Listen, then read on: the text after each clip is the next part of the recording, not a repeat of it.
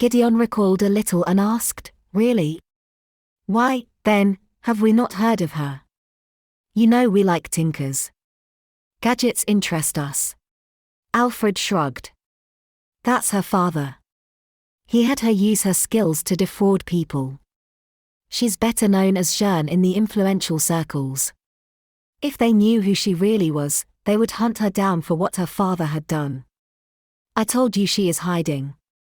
He would promise some marvelous things and say he had a new gadget which would make it all possible.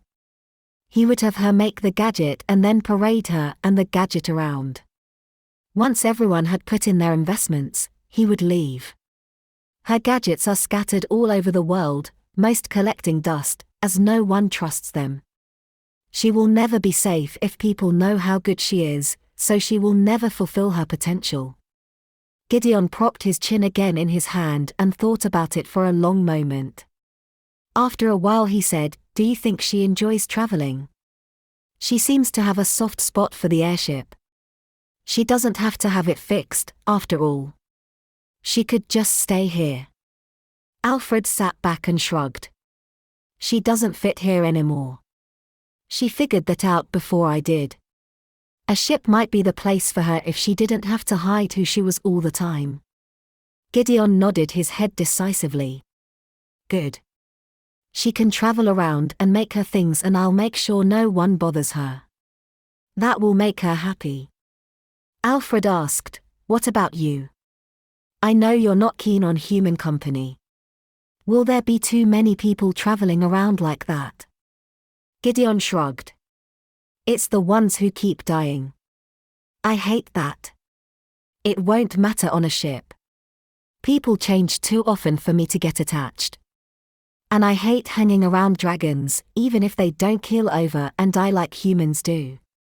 Alfred asked, "So you intend to bond with her?" Gideon didn't hesitate before he answered. "Of course. But I'll build up to that. Where is the fun in rushing?"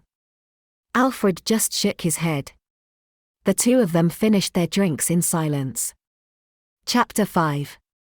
Hara asked Henry as she came out of her bedroom in the morning. "Have you seen Gideon?" She had expected to see him still sleeping on her floor, but the bedding was packed away and there was no sign of him. Henry shrugged and stuffed half an end of bread in his mouth before he left the house. She wasn't sure what he was off to see since the town was so small, but she wouldn't deny him the little freedom she could give him.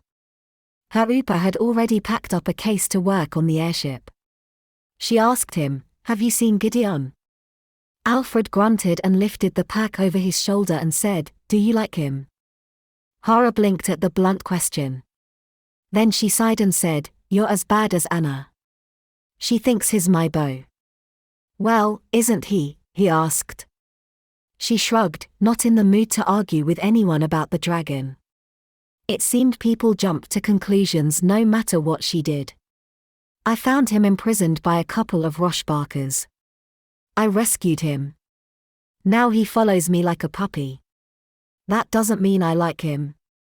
Any human being would try to help someone in that kind of situation." She frowned as she looked around for him. "Or maybe not, as everyone seems to think there's more to it. That doesn't matter, anyway. Have you seen him?" Alfred answered, "He said he was going to the tavern." Hara sighed. That could be a dangerous thing. The regulars at the tavern were those who had too much money and not enough sense. They had workers making their money and spent most of the day swapping money with their fellow landowners in games of chance. None of them were of any real benefit to society. They certainly liked to talk brashly and often got into fights with visitors. She headed towards the tavern, hoping she could prevent any disaster. The landowners would be almost ready to head home at this hour, as it was still early. Hara was barely out of the workshop when one local stopped her. Hara sighed as Mr. Hamlin, the butcher, looked her up and down and asked, "You look very manly for a girl. What's your father been doing with you?" She resisted the urge to punch him in the face. He was this rude to everyone, so he wasn't treating her any differently. I haven't actually been with my father for the last few years. That made him raise his eyebrows in concern, or was it censure instead? Who's been looking after you, then? She rolled her eyes. I'm 20, Mr. Hamlin. I don't need a keeper. Now, if you don't mind, I have to go rescue someone again. Hara pushed past the man. This was why she couldn't stay with her Opa anymore. Everyone expected her to act like a girl. Well, maybe not her Opa, who had been the one to teach her how to be an engineer in the first place. But the others had thought it was not right.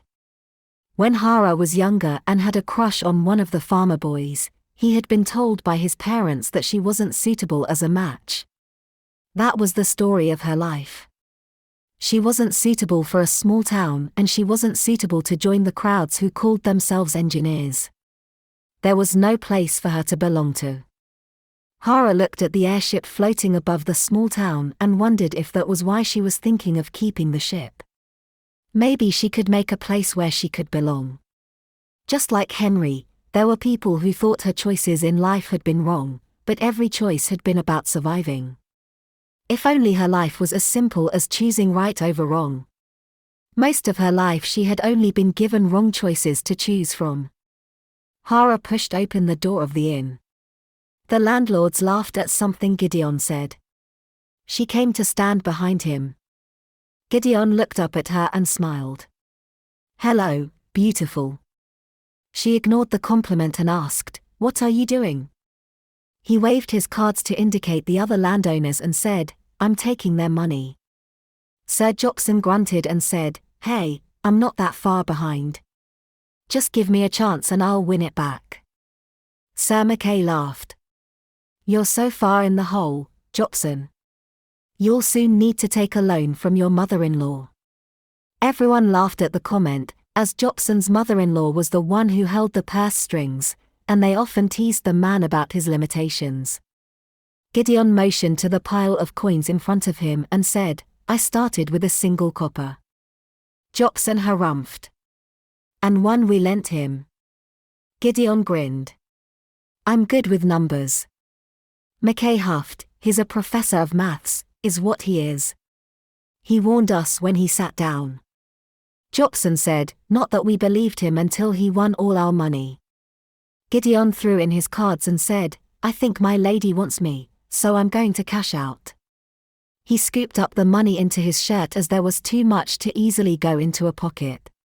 The men muttered, but none of them complained he was leaving the table with a small fortune. Hara watched them cautiously to see if they would attack, and then remembered they weren't the usual men she dealt with. They weren't ruthless cads. Instead, they were small-time landowners who rarely moved their asses off their seats.